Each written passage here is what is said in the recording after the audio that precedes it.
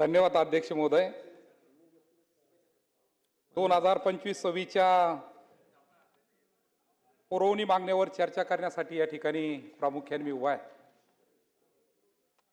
अध्यक्ष महोदय,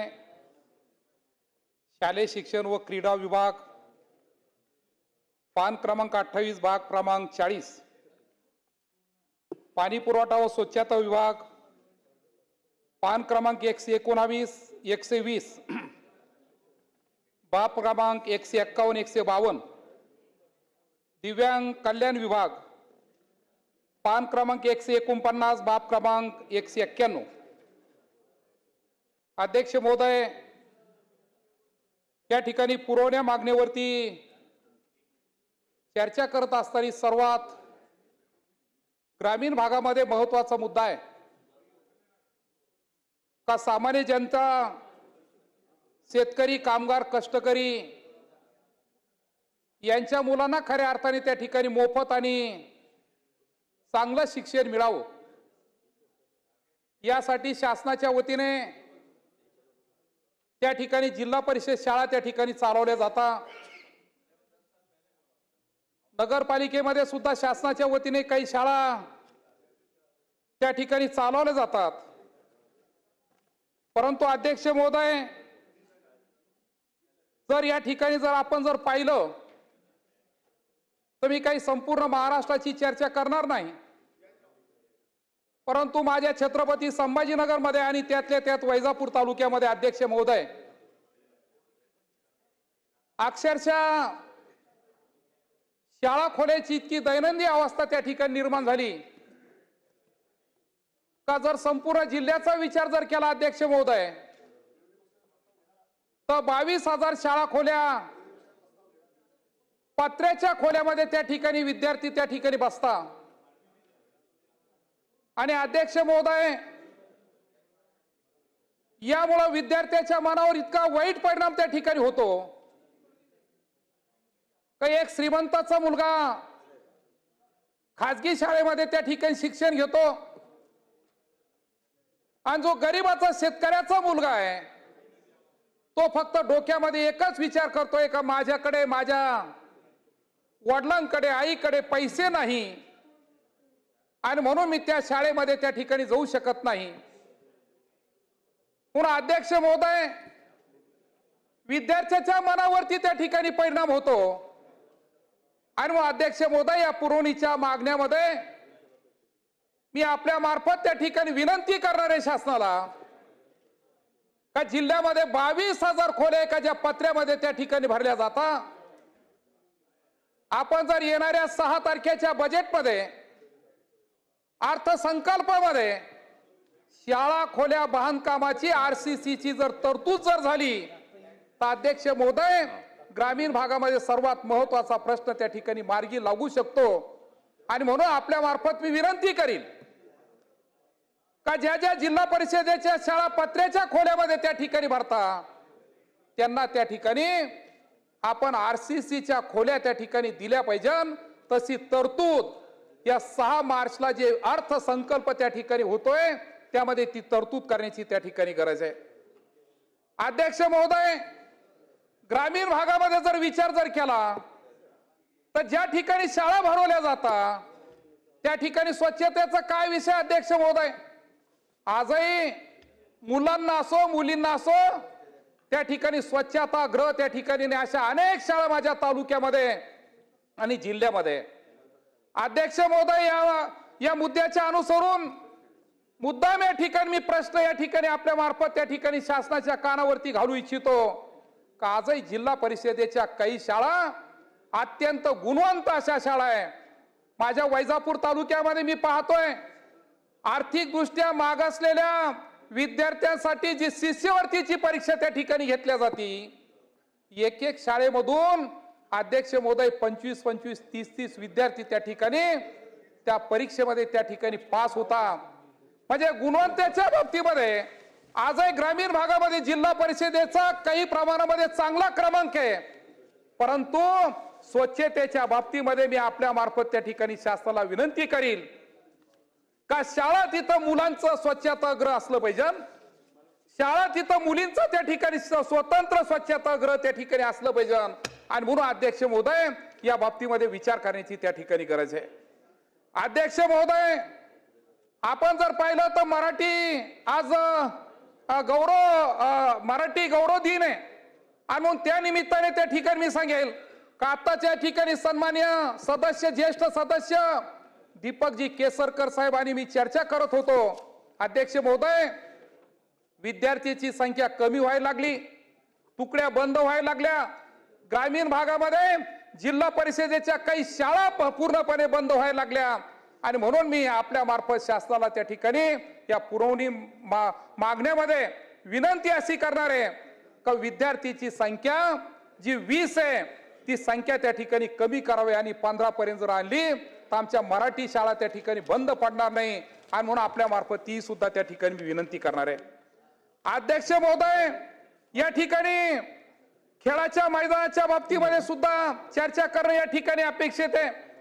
वैजापूर तालुक्याला आजपर्यंत क्रीडा संकुल नाही.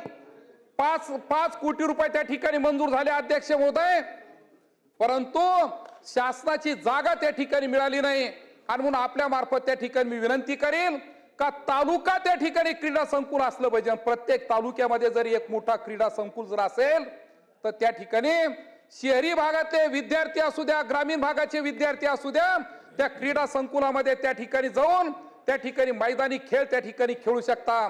म्हणून अध्यक्ष महोदय, मी आपल्या मार्फत त्या ठिकाणी विनंती करील का प्रत्येक तालुक्याला आणि जे जे मोठे गाव असतील, महसूलचे गाव असतील, त्या ठिकाणी क्रीडा संकुल करणं त्या ठिकाणी अपेक्षित आहे असं अध्यक्ष महोदय आपल्या मार्फत त्या ठिकाणी विनंती करणार आहे. अध्यक्ष महोदय, दुसरा त्या ठिकाणी विभाग आहे पाणी पुरवठा आणि स्वच्छता.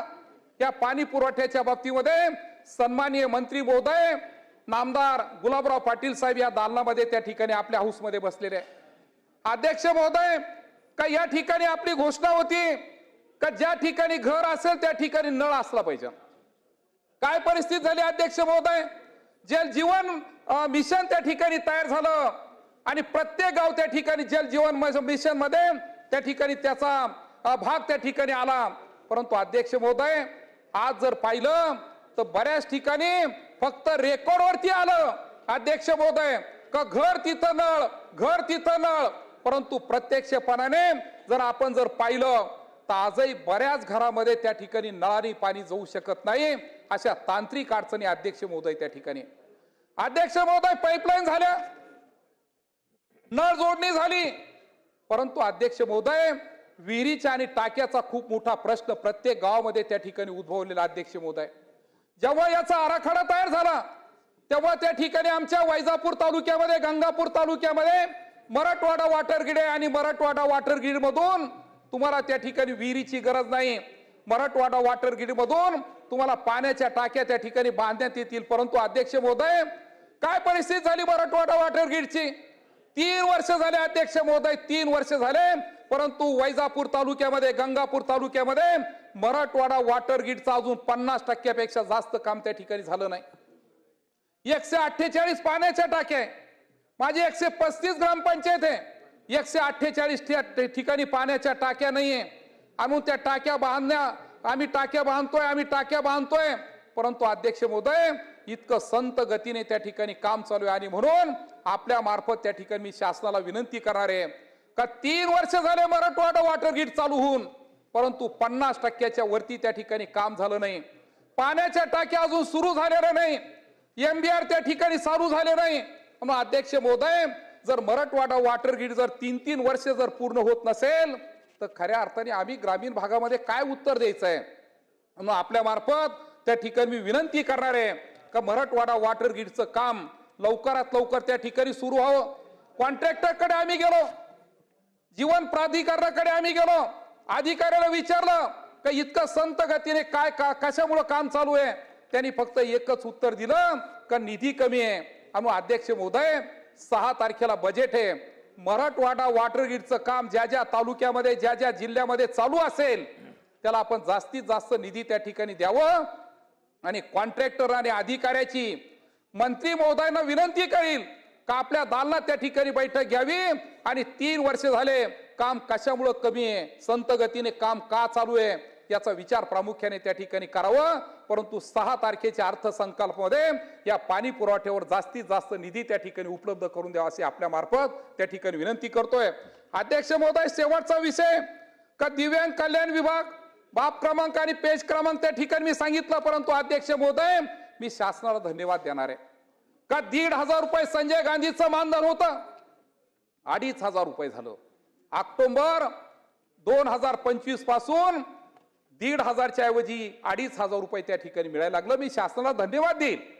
परंतु अध्यक्ष महोदय, या दिव्यांगसाठी ज्या ज्या योजना आहे त्यामध्ये घरकुलाची सर्वात महत्वाची योजना आहे.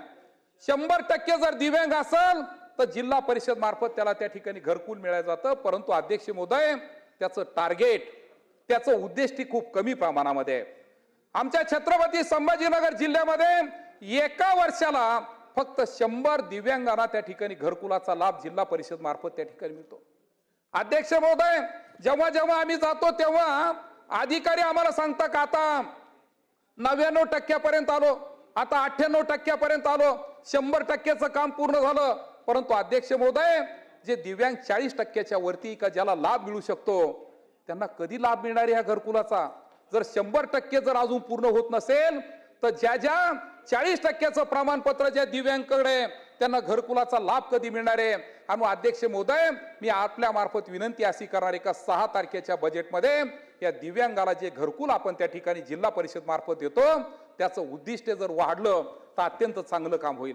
अध्यक्ष महोदय, यामध्ये आणखीन एक प्रश्न या ठिकाणी महत्वाचा आहे का दिव्यांग माणसाने फिरावं कुठे कुठे? जर संजय गांधीचा जर पगार जर त्या ठिकाणी चालू करायचा असेल, अनुदान जर घ्यायचं असेल तर फाईल तयार करणं, त्याला फिरावं लागणं. आणि म्हणून मी आपल्या मार्फत विनंती करणार आहे का ज्या दिव्यांगांना 40%च्या वरती प्रमाणपत्र आहे त्याचं संजय गांधीमध्ये ऑटोमॅटिक त्याचं नाव त्या ठिकाणी आलं पाहिजे अशी आपल्या मार्फत त्या ठिकाणी मी विनंती करणार आहे अध्यक्ष महोदय. आणि ह्या शालेय असू द्या, पाणी पुरवठा असू द्या, स्वच्छता असू द्या, दिव्यांग असू द्या, या तिन्ही विभागावरती या पुरवण्या मागण्यामध्ये जेवढं जेवढं वाक्य त्या ठिकाणी मी बोललो, मला अपेक्षा आहे की यावरती जेव्हा मंत्री महोदयाचं उत्तर होईल, जेव्हा जेव्हा बजेट त्या ठिकाणी 6 तारखेचं समोर येईल तेव्हा तेव्हा मी दिलेले जे मुद्दे त्याचा निश्चित त्या ठिकाणी विचार करावं एवढी त्या ठिकाणी आपल्या मार्फत विनंती करतो. धन्यवाद. जय हिंद, जय महाराष्ट्र, रामकृष्ण हरी.